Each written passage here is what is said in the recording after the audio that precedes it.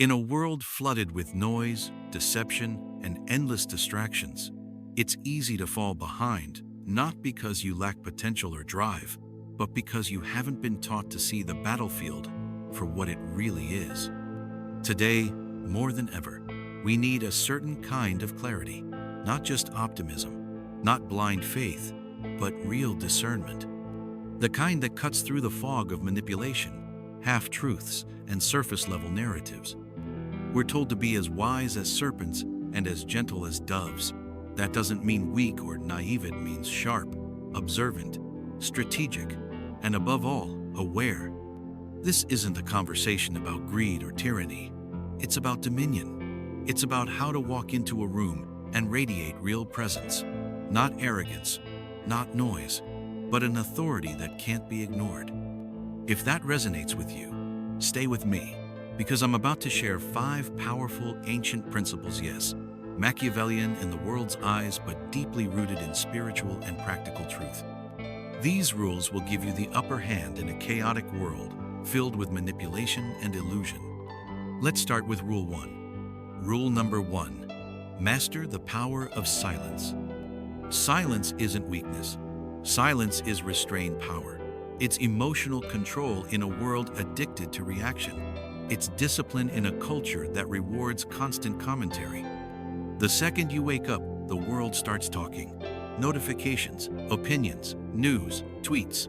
Everyone's trying to be heard.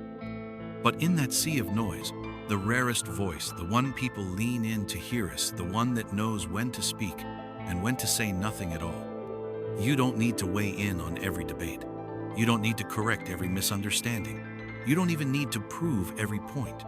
Real power doesn't explain itself. It doesn't need to. It just is. There's ancient wisdom in being slow to speak, because when you hold your tongue, you open your eyes. You begin to observe and not just listen, but truly understand. And that's where your edge is. Most people speak to be seen, but the wise, they stay silent to see more. If you speak too quickly, you give yourself away. You reveal your thoughts, your emotions, your strategy. You let others into your inner world, and once they're in, they can manipulate it. But when you master silence, you become unreadable. You can't be tracked. You can't be easily provoked. And in a world where everyone's trying to figure you out, that kind of mystery is power. Think about a lion. It doesn't roar to announce the hunt. It moves quietly, intentionally. Then, when the moment's right, it strikes. The roar comes after the kill, not before. Contrast that with today's world, where everyone's roaring all the time and catching nothing. The truly powerful are patient. They wait. They calculate. They strike with precision. Some of you right now are facing situations where you're being provoked. Maybe someone is trying to drag you into an argument or force a reaction. They want to see you lose control. But listen to me, don't take the bait. You don't need to respond to every accusation. You don't need to prove yourself in every room. Sometimes, the most powerful move you can make is silence.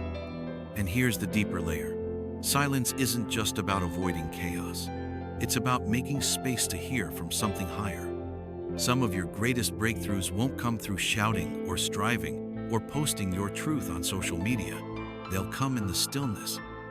When you quiet the noise of the world and finally hear what your spirit has been trying to say all along. When you embrace silence, you sharpen your senses. You start noticing things most people miss: the motive behind someone's compliment, the insecurity in someone's arrogance, the truth behind someone's mask. You stop seeing things as they appear, and you start seeing them as they are. That's what silence does. It creates awareness. It creates presence. There are people who can walk into a room, say nothing, and everyone stops talking just to hear what they might say. That's not charisma. That's not luck. That's the presence of someone who doesn't need to speak to prove their worth. They've already proven it by being grounded enough to stay silent. People can feel that. They sense the strength behind your restraint. They sense that you are anchored, and it unsettles those who thrive on surface-level interactions. But it empowers those who are looking for something deeper. Silence isn't hiding. It's wielding your words like a weapon hand, knowing that not every moment deserves your voice. That's wisdom. That's authority. And it leads us to the next rule. Rule number 2. Control perception. Control power. Here's the hard truth. People aren't led by truth. They're led by what they believe is true. And belief is rarely based on facts. It's based on perception. That's the real battlefield. You can be talented, honest, full of integrity, and still be ignored. Why? Because people don't always respond to truth. They respond to what they see. That's where perception becomes power. There are people in this world who carry deep wisdom, but they're overlooked because they don't know how to present that wisdom. Meanwhile, others with half the depth rise to positions of influence because they understand the game of appearance. And while it's frustrating, here's the thing. It's not about being fake. It's about being intentional. You're not called to deceive, but you are called to discern how the world interprets you. Because if you don't control the narrative, the world will do it for you, and it won't be in your favor. Perception is how people decide whether to trust you, follow you, or even listen to you. And while it may feel superficial, it's actually strategic. If you look uncertain, you'll be treated with hesitation. But if you carry certainty, people align with you even if they don't fully understand you. That's why perception is not vanity, it's stewardship. You don't have to lie to shape it. You just have to reveal selectively. The truth is powerful, but truth without timing can be dangerous. Wisdom knows what to reveal, when to reveal it, and what to withhold to maintain influence.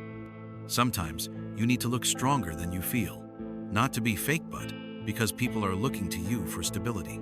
Other times, you may need to downplay your abilities. Not because you're weak, but because underestimation can be your advantage. This is the higher level game. You're not fighting for control, you're shaping belief.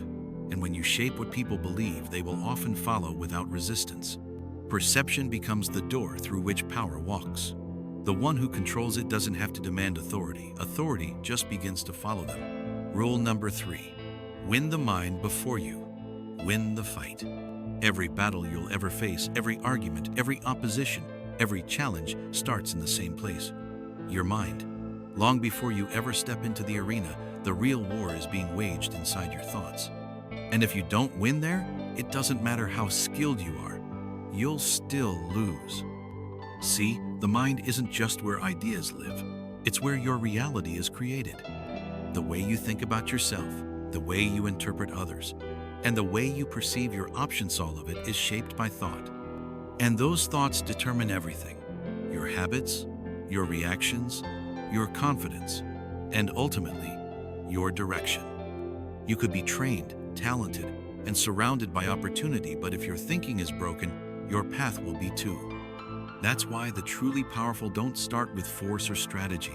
They start with clarity. They take dominion over their own mind before they try to influence anyone else. Because when you shape the mind, you shape the person. And when you shape a person, you shape their future. Throughout history, the most impactful leaders weren't just warriors, they were thinkers. They ruled nations not just with armies, but with vision. And that vision always started within. The world they built externally was simply a reflection of the world they had already conquered internally.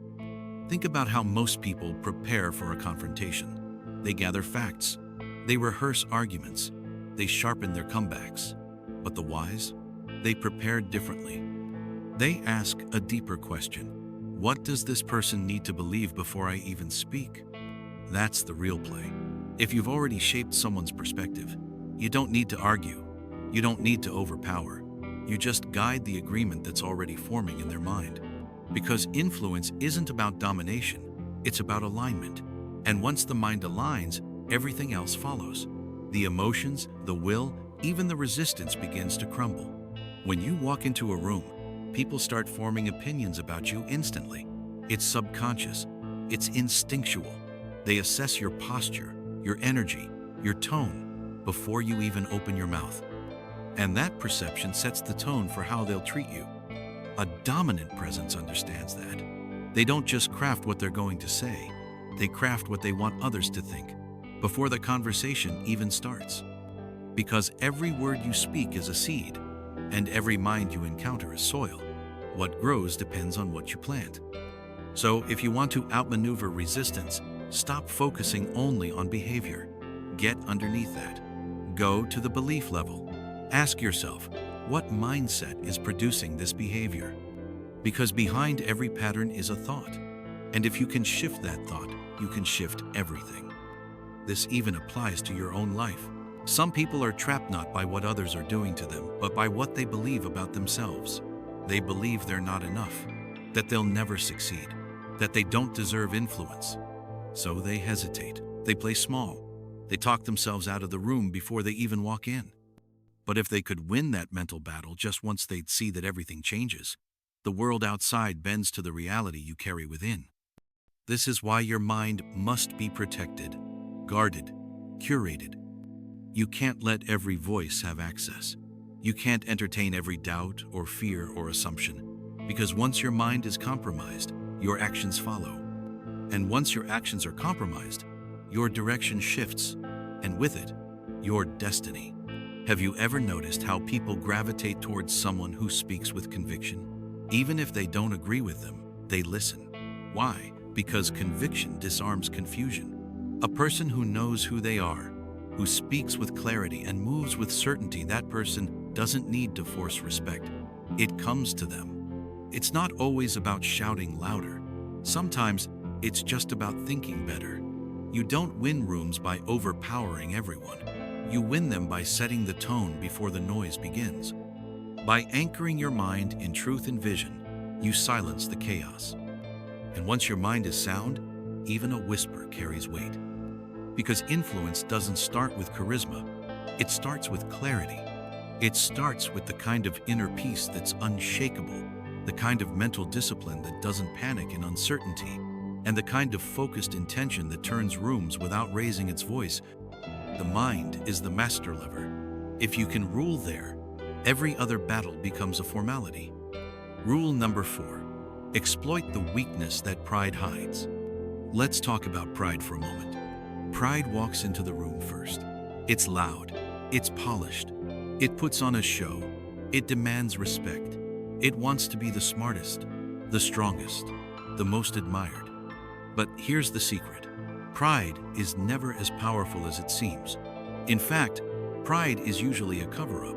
It's a mask hiding something fragile underneath. See, real strength doesn't need to broadcast itself. But pride? Pride is loud because it's scared. It's scared of being seen, scared of being questioned, scared of being exposed. And the person who walks in dominion knows how to spot that. They know that behind the inflated ego, behind the constant self-promotion, behind the need to always be right, there's a weakness, a fear, a wound. And once you learn to see it, you gain the upper hand, not to destroy, but to navigate. Because understanding people gives you access to them, and influence is always about access. This is not manipulation. This is insight. Wisdom doesn't push people down. It finds the key to get through the door. And sometimes, that key is recognizing the fear that pride is trying to hide. Some of the most powerful people you'll meet, the ones who flex the most, talk the loudest, wear confidence like armor, they're often carrying the deepest insecurity. Somewhere in their past, they were bruised, doubted, shamed, and now they overcompensate with performance. But every fortress has a weak point. And that's where the power flows if you know how to move with discernment. You don't fight pride by being louder. You don't out-argue arrogance. You sidestep it. You speak to the place it's protecting. And when you do, the entire structure begins to shake. Pride can't stand exposure. It thrives on image.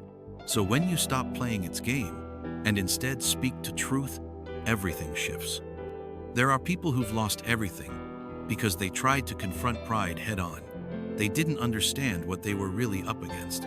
But those who walk in true power, they don't react to ego. They don't get baited. They stay calm. They stay observing. And when the time is right, they speak directly to what the pride was trying to hide. And that moment, that's where influence happens. Because when others are busy posturing, you're perceiving. While they perform, you're positioning. And when their overreach exposes their limits, you're ready. Not because you were aggressive, but because you were patient. The key is not to shout. The key is to listen to the cracks in their tone, the pause in their speech, the overreaction in their defense. Every performance hides a pressure point, and once you find it, you're no longer guessing, you're guiding. Rule number 5. Always remain the mystery they cannot solve. We live in an age obsessed with exposure, where everyone is encouraged to share everything, explain everything, and put their entire lives on display. But there's an overlooked, almost forgotten kind of power in mystery. Not deception, not dishonesty, but intentional concealment. The most powerful person in the room isn't always the one who talks the most, posts the most, or flaunts the most. It's the one nobody can quite figure out, the one who says little, but says it with weight. The one whose next move is never obvious. The one whose silence makes people nervous not because they're hiding weakness, but because they don't need to be seen to be felt. That's presence. See, people crave certainty. They want to categorize you, label you, define you, because it makes them feel more in control. But the second you become predictable, you become manageable. And once you're manageable, you're no longer feared, admired, or followed, you're tolerated. Mystery keeps you above the noise. It keeps people guessing, watching, adjusting, because they can't read your next step. They can't anticipate your plan, and that discomfort gives you space. Leverage, power. The world teaches us to overshare, to be transparent at all times, but real strength lies in what you choose to withhold. You don't have to speak every plan. You don't have to justify every decision.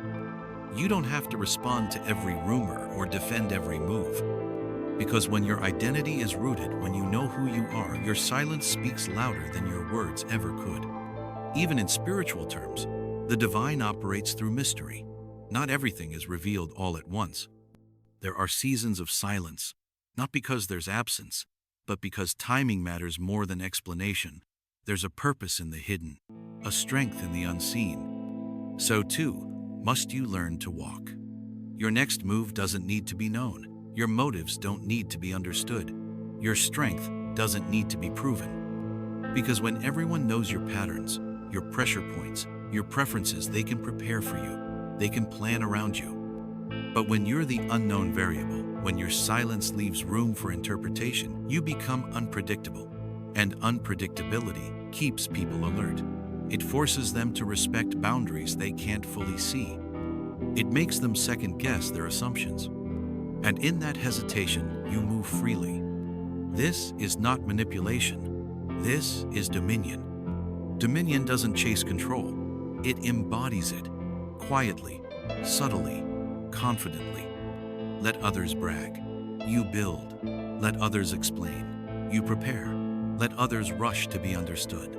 You remain the mystery that shifts the room without needing to announce your arrival.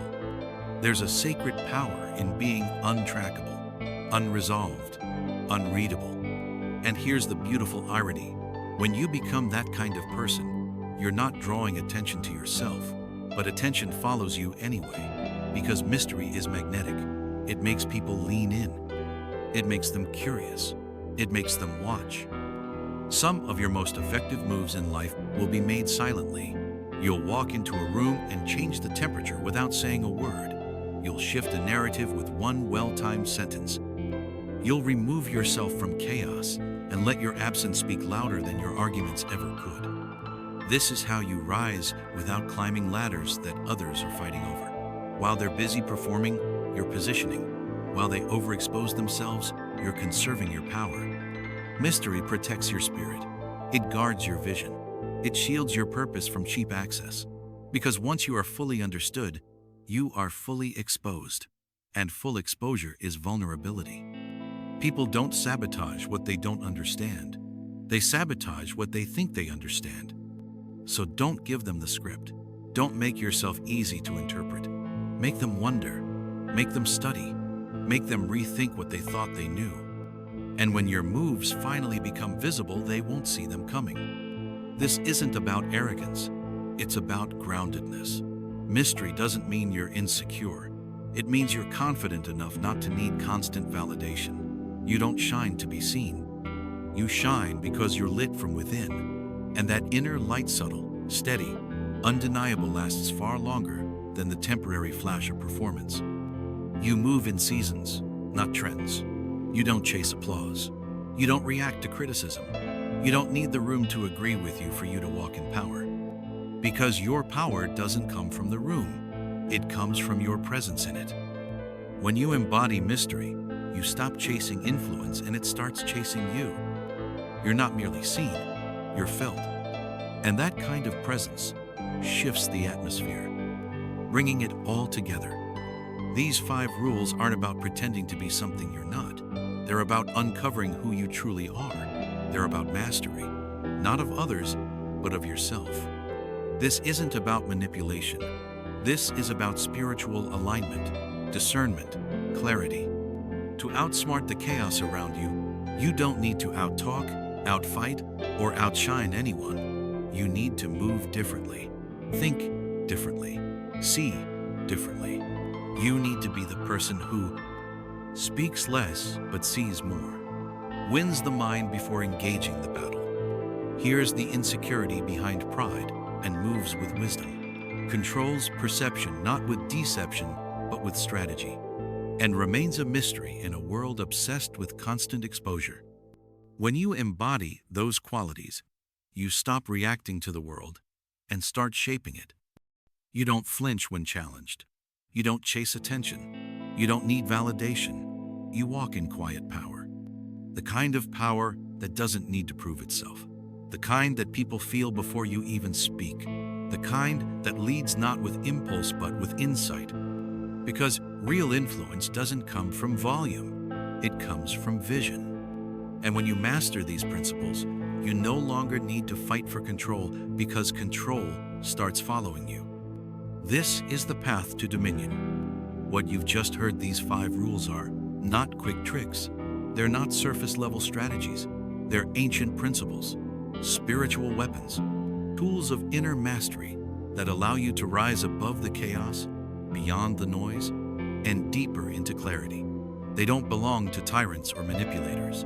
They belong to the wise, the discerning, the ones who choose presence over performance, insight over impulse, and vision over vanity. Let's bring it home one last time. When you master the power of silence, you stop reacting to every provocation. You realize you don't need to be loud to be powerful. Your presence speaks when your words don't. And in a noisy world, the soul who knows when not to speak becomes rare and respected. When you control perception, you understand that people don't respond to what is true. They respond to what they believe is true. And instead of trying to force truth into blind eyes, you shape the lens through which they see you, not through lies but through intentionality, through precision, through discernment. When you win the mind before you win the fight, you realize that the battlefield is never about just what's happening externally. It's about the narrative, the thoughts, the beliefs that dictate every word, every decision, every resistance. And if you can plant the right seed, the tree will grow in your favor. When you exploit the weakness that pride hides, you stop getting distracted by performance. You stop arguing with egos. You see through the show, straight to the hidden wounded. You lead not by overpowering, but by understanding. Because every fortress has a crack, and every proud person has a pressure point.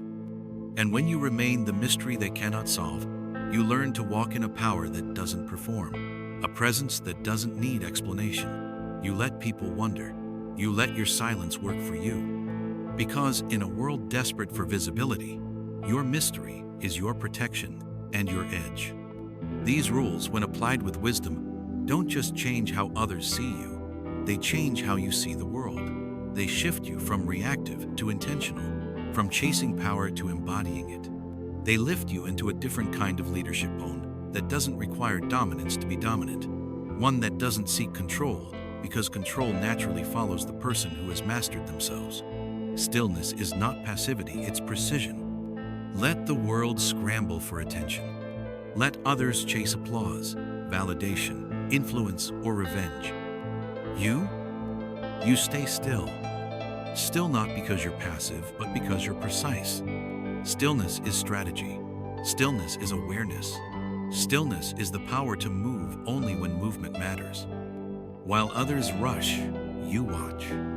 While others shout, you listen. While others demand to be seen, you decide who gets to see you.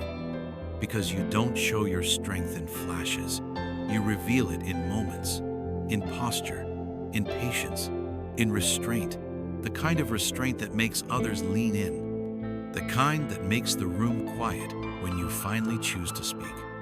That's power. Not the kind that tries to control others, but the kind that makes others adjust to you. The influence that lasts. There are two kinds of influence in this world. The kind that burns hot and fades fast, and the kind that simmers with depth and endures over time. One is built on performance, the other on presence. One needs constant validation. The other is validated by its fruit. One shows up loud and forces a reaction. The other shows up steady and earns a response. And when you walk in these principal excellence, perception, clarity, discernment, and mystery, you don't just attract influence. You become it. You don't need to chase opportunity. It starts looking for you. You don't need to beg for respect. It's given freely. You don't need to overpower rooms. They already feel your weight. You become the one who shifts conversations without speaking, who leads without forcing, who is followed not because you ask to be, but because your aura speaks louder than any title could. May you walk in quiet power. So here's what I'll leave you with. May you walk in quiet power. May you lead with insight, not impulse. May your presence unsettle the proud and inspire the wise. May you never need to shout to be heard, because your stillness carries its own volume. May your mystery unsettle the assumptions people have of you, so they must rethink what power really looks like. May your silence become the strategy that separates you. May your discernment uncover truths others are too distracted to see. And may your restraint become the shield that guards your strength until the moment it's needed. You don't need to explain yourself. You don't need to defend your every step. You don't need to wear your plans on your sleeve. When you walk in this kind of clarity, in this kind of self-mastery, in this kind of spiritual alignment, control, respect, opportunity, and impact start flowing toward you. Because you're no longer moving with noise. You're moving with dominion. This is how you rise. Not through force, not through fame, but through presence, through character, through wisdom. So let others try to solve you.